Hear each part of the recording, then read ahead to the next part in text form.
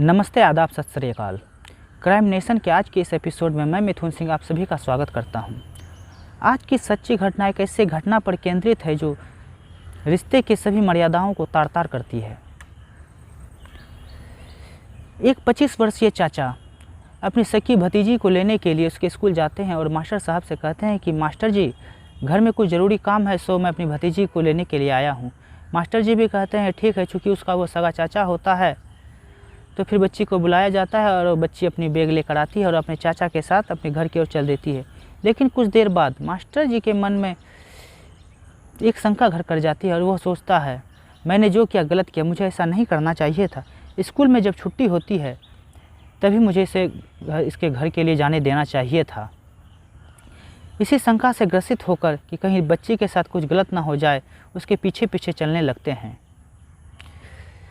लड़की का जो चाचा है कुछ दूर चलने के बाद अपने घर की तरफ ना जाकर वो एक जंगल की तरफ जाने लगता है। अब मास्टर जी के मन में जो आशंका थी वो यकीन में बदल जाता है कि अब बच्ची के साथ ज़रूर कुछ गलत होने वाला है। वह भी उसके पीछे पीछे चुपचाप चलने लगता है। जंगल में कुछ दूरी तय करने के बाद उसका चाचा सोचता है कि अभी आसपास कोई नहीं है, सो उसने अब अपनी भतीजी के साथ गंदा काम करना शुरू कर देता है। लेकिन उसकी भतीजी चीखने चिल्लाने लगती है। बच्ची के चीखने चिल्लाने की आवाज़ सुनकर मास्टर जी भी ज़ोर ज़ोर से चीखने चिल्लाने लगते हैं और मदद की गुहार करने लगते हैं। वहीं पास में खेत में काम कर रहे लोग बाग चीखने चिल्लाने की आवाज़ सुनकर चीखने चिल्लाने की दिशा की तरफ भागने लगते हैं।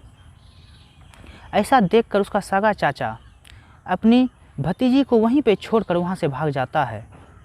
और यह वाक़या जब उस बच्ची के परिवार वालों के समक्ष आता है तो घर की बात बताकर इस घटना को घर में ही दबा लिया जाता है। काश ऐसा होता कि इस घटना को दबाया नहीं जाता और इस घटना को पुलिस के समक्ष लाया जाता तो भविष्य में घटित होने वाला एक घिनौना अपराध नहीं घटित होता और एक 4 साल की बच्ची हमारे बीच जिंदा होती।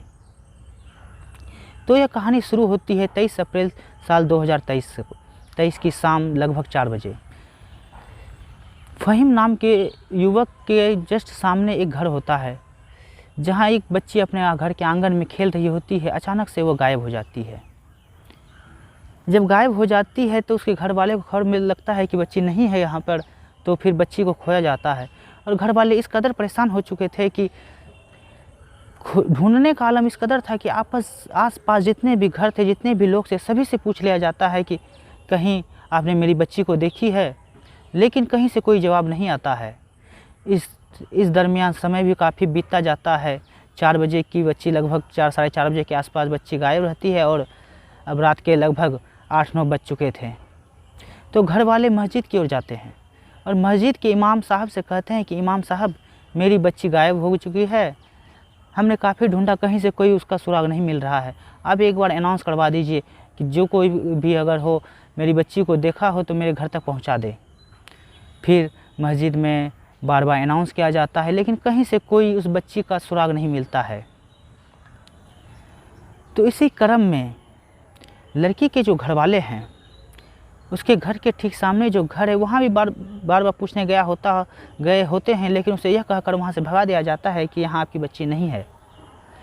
लेकिन फिर से उस लड़की के घर वाले के मन में यह आशंका हो गई थी कि हो ना हो मेरी बच्ची इसके घर में है। फिर से उसके घर के पास जाया जाता है और दरवाज़ा खटखटाया जाता है। दरवाज़ा खटखटाने के बाद पीछे से आवाज़ आती है, क्या बात है, क्यों इतना चिल्ला रहे हो? लड़की के घर वाले कहते हैं कि हो सकता है कहीं भूल से मेरी बेटी आपके घर आ गई हो, तो मेरी मदद कीजिए, मेरी बेटी गायब हो चुकी है, मेरी मदद कीजिए। तो वो जो घर है, फ़हीम की माँ दरवाजे के पास थी। तो फ़हीम की माँ कहती है कि आप बेवजह हम पे इल्ज़ाम लगा रहे हैं, आपकी बेटी यहाँ नहीं है, उसे और कहीं जाकर ढूंढिए। लेकिन उसके बच्ची के घर वाले के मन में यह आशंका घर कर गई थी कि हो ना हो मेरी बच्ची इसी के घर में है। सो इसलिए एक बच्चे को दीवार फंगवा कर उसके घर के अंदर भेजा जाता है और फिर अंदर से गेट को खोला जाता है।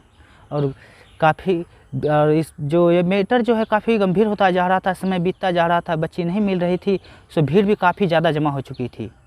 जब दरवाज़ा अंदर से खोला जाता है तो उसके घर वाले के साथ जो भीड़ थी उस घर के अंदर जाते हैं और घर का कोना कोना छान मारते हैं। इसी छानबीन के क्रम में किसी की नज़र घर के एक ऐसे कमरे पे पड़ती है कि जिसे देखकर किसी की भी रूह कांप जाए। उस कमरे का दृश्य कुछ ऐसा था कि एक छोटी सी बच्ची बेड के नीचे खून से लथपथ मरी पड़ी थी और वहीं बगल में फ़हीम बेनशे की हालात में बच्ची के खून से भीगा हुआ था। उस रूम के चारों तरफ खून के छींटे पड़े हुए थे। उस छोटी सी बच्ची के दोनों पांव खुले हुए थे। यह हृदय विदारक दृश्य देखकर सभी की आंखें भर आती है और जितने भी लोग थे वहाँ पर वो अंदर से गुस्से से भर जाते हैं।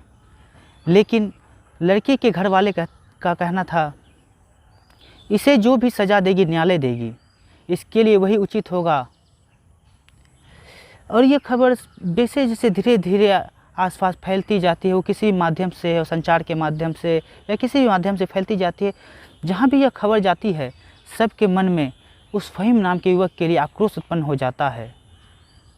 अगर बस चलता तो उसी जगह फ़हीम को उसके कुकर्मों की सज़ा दी जाती, लेकिन उसके घर वाले ने कहा इसके लिए न्यायालय ही इसके लिए उचित सज़ा देगी। फिर यह मामला न्यायालय तक, थाने तक जाती है, थाने से फिर न्यायालय तक जाती है। जब न्यायालय में 77 दिन की प्रक्रिया होने के बाद फ़हीम नाम के इस युवक को सजाए मौत दी जाती है। जब यह सजाए मौत दी जाती है तो जज साहब भी सुकून की सांस लेते हुए कहते हैं कि समाज को आज एक वहशी जानवर से आज़ादी मिल गई है। अगर हम इस घटना के पीछे जाकर देखें तो एक बात और पता चलती है कि आज से ठीक लगभग 15-16 साल पहले इसने एक लड़के के साथ भी कुकर्म किया होता है। और जब यह वाक़या उसके घर वालों के सामने आता है, पंचायत भी की जाती है, लेकिन उसके घर वाले की तरफ से इस वाक़ये को, इस घटना को पंचायत में ही यह कहकर दबा लिया जाता है कि अगर यह वाक़या थाने तक गई तो हमारे समाज की बदनामी होगी। सो इसलिए इस वाक़ये को वहीं पर दबा दिया जाता है। इससे साफ जाहिर होता है कि घटना कोई भी हो, उस घटने को न्यायालय पुलिस के समक्ष जरूर लाना चाहिए, अन्यथा एक छोटी सी इंसान की एक छोटी सी भूल भविष्य में होने वाली बहुत बड़ी घटना को अंजाम देता है। और जब उस बच्ची का पोस्टमार्टम किया जाता है तो उस रिपोर्ट में लिखा होता है कि बच्ची के दोनों टांग टूटे हुए थे और बच्ची के दोनों प्राइवेट पार्ट को बुरी तरह से क्षतिग्रस्त किया गया था और उसे 8-10 जगह से बुरी तरह से नोचा गया था। और फ़हीम के उंगलियों के नाखून पर उस बच्ची के त्वचा के कुछ अंश पाए गए थे और बच्ची भी जब उससे बचने के लिए चीख चिल्ला रही थी तो उसके नाखून पर भी फ़हीम के चेहरे के कुछ अंश आ गए थे। आप समझ सकते हैं दोस्तों कि ये कितना वहशीपन उस बच्ची के साथ गुजरा होगा। वो मदद के लिए छटपट कर रही थी। हाँ, और एक बात, इस पोस्टमार्टम में यह भी लिखा गया है कि जब बच्ची अपने बचाव के लिए जोर जोर से चीख चिल्ला रही थी तो उसके मुंह को इस कदर दबाया गया था कि उसके मुंह पर उंगलियों के स्पष्ट छाप दिखाई पड़ रहे थे।